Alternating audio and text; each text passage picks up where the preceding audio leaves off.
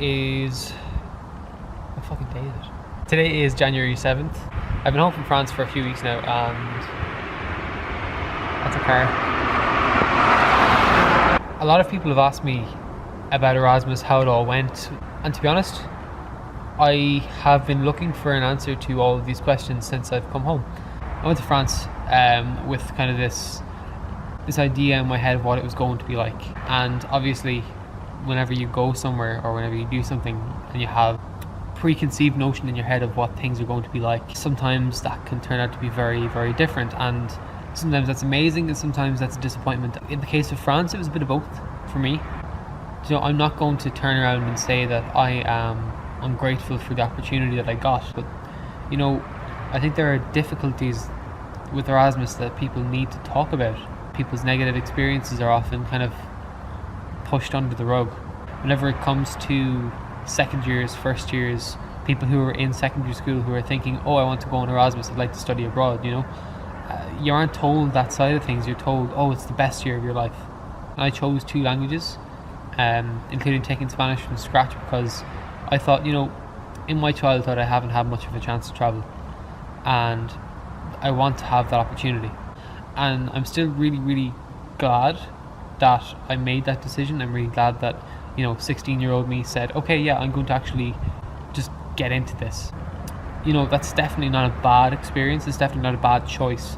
But I wish that somebody had told me, you know, years ago that Erasmus isn't perfect. And I feel like I'm in this really, really weird middle ground. Oh, there's another car coming. Here we go. Yeah, as I was saying, yeah, I just feel like there's this like inevitability, this like impending thing that's hanging over my head. You know, I can't really settle into the fact that I'm here, because I know that very, very soon I'll be on a plane again. That's about I think it's like exactly a month from today. I don't ever want to give anyone the impression that I'm not excited about going to Chile. Like, I really am. It's going to be an amazing experience. Just crossing the road safely. But it's just like, you know, I know how I felt whenever it was coming to the last like month and a half, last 4 weeks of France, that I just had this like overwhelming desire to get home. And that's what's troubling me. And I have some amazing things planned. I'm gonna learn tons of Spanish and hopefully stay with like a Chilean host family, so that'll be cool.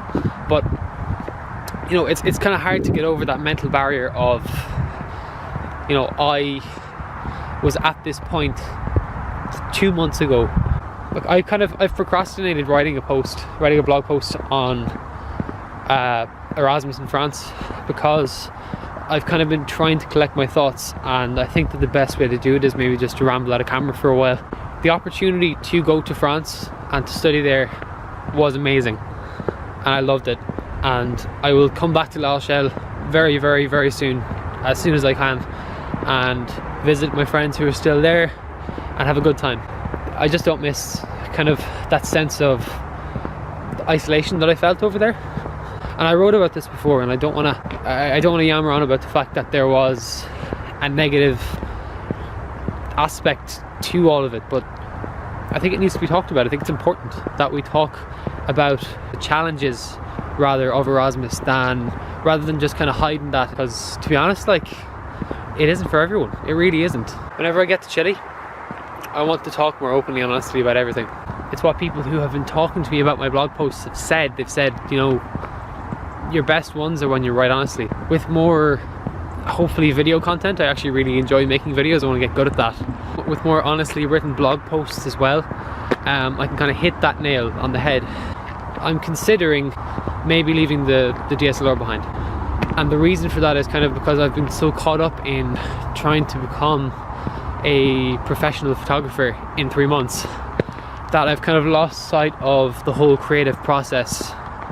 And the reason that I started Deadly Words, and the reason that I've started sharing content regularly in the first place. And I think that in certain instances I have struck that. I have told the kinds of stories that I want to tell, but I think I've still lost focus. So with that in mind, I have kind of rejuvenated my whole 10-year-old YouTube account, and I'm going to start actually uploading content on that. So I might start to avoid actually posting content on Facebook video altogether, because though that gets great engagement, I actually really like YouTube as a platform. I would love if you subscribe to that. I will hope to update content semi-regularly, maybe like little bits of, you know, maybe little bits of travel videos, little artsy short film kind of things, talk to a camera when I can, and yeah, I hope to take you on my journey to Chile with me. Peace out.